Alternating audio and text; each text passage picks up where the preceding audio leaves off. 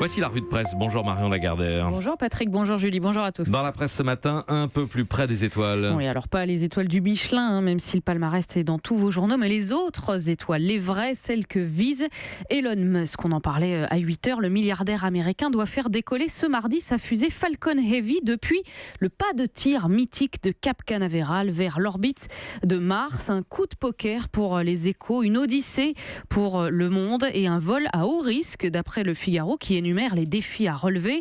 Faire décoller les 1400 tonnes de la fusée, ne pas détruire le pas de tir sous la pression et surtout, si le mastodonte atteint bien l'espace, récupérer les 3 propulseurs, les 3 cœurs de fusée, écrit Tristan Veil dans le Figaro, ce qui serait révolutionnaire puisque jusqu'à présent on n'a jamais ni recyclé ni réutilisé de propulseurs. Une entreprise tellement périlleuse, écrit le journal, que la société SpaceX a décidé de ne rien emporter de sérieux dans sa fusée. C'est donc le cabriolet électrique rouge d'Elon Musk lui-même qui a été placé dans la coiffe du lanceur au volant. Un mannequin en scaphandre baptisé Starman en référence à la chanson de David Bowie. L'autoradio serait d'ailleurs censé jouer l'album Space Oddity. Tout ça bien sûr dans le cas presque miraculeux où tout se déroulerait comme prévu. Bon. Et sinon, à quoi ça peut bien servir tout ça, demandent finalement les Échos. Eh bien, à pas grand-chose, si ce n'est relancer l'exploration spatiale et accomplir un exploit, une prouesse technologique. Lancement prévu en tout cas pour les amateurs de grands spectacles à 19h30 heure française. Et d'ici là, je vous invite à aller voir la vidéo de présentation. C'est assez bluffant avec la chanson, la musique de David Bowie pour présenter le show et le déroulement prévu. Retour en France, Marion, avec cette interrogation très terre-à-terre du Parisien, comment les ministres gèrent leur argent ? Oui, on connaissait combien gagnent-ils, mais pas encore comment gèrent-ils. Eh bien voilà, c'est fait, où l'on apprend que Florence Parly, la ministre des Armées, est la meilleure gestionnaire avec un patrimoine immobilier à 4,8 millions et une épargne de 550 000 €. Avertissement en revanche pour Gérald Darmanin avec seulement 10 000 € d'épargne. Agnès Buzyn qui, malgré un patrimoine de 2,4 millions et une épargne de 450 000 €, affiche un compte courant à découvert de 13 000 €. Voilà, on s'amuse bien, ça détend. Et puis, un peu plus loin, toujours dans le Parisien, page 19, enquête sur ces Français qui se retrouvent pris dans la spirale du surendettement. Nous sommes le 6 du mois, écrit Boris Cassel. Une avalanche de prélèvements automatiques déferle sur votre compte. En regardant le solde, l'évidence vous saute aux yeux.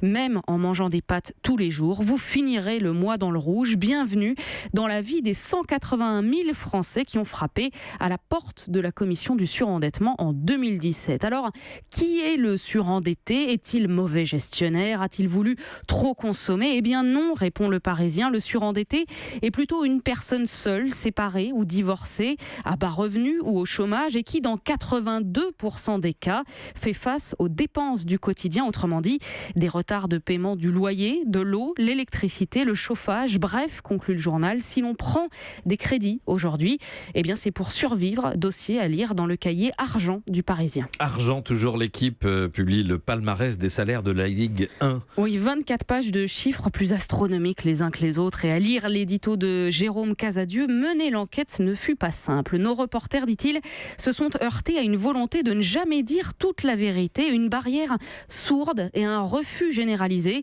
de la part des institutionnels français, clubs et ligues, d'échanger sur nos informations. L'équipe s'est donc débrouillée et nous confirme que c'est bien le PSG qui domine aussi ce classement-là, celui des salaires avec 12 joueurs dans le top 15 et une inflation fulgurante en un an, alors que l'année dernière, Thiago Silva était numéro 1 avec un salaire d'1 million € mensuel. Cette saison, Neymar touche 3 fois plus que lui, plus de 3 millions €. Un palmarès à l'autre bout duquel il y a Amiens et son attaquant Julien Yesh, 34 ans, payé 2 800 € brut. Oui, 2 800 € brut. Un classement intégral publié dans l'Équipe pour voir autrement la Ligue 1. La Ligue 1 Conforama d'ailleurs, puisque c'est le sponsor. L'Équipe écrit Ligue 1 tout court, mais le nom entier, c'est bien Ligue 1 Conforama. Et ce qui devient difficile de prononcer le nom Conforama. Oui, d'ailleurs, j'ai hésité. Je devrais peut-être pas le dire parce que grâce à la loi sur le secret des affaires, eh bien, Conforama a fait censurer un journal. Tribune à lire sur le site d'information Les Jours et rédigé par le collectif de journalistes Informé n'est pas pas un délit.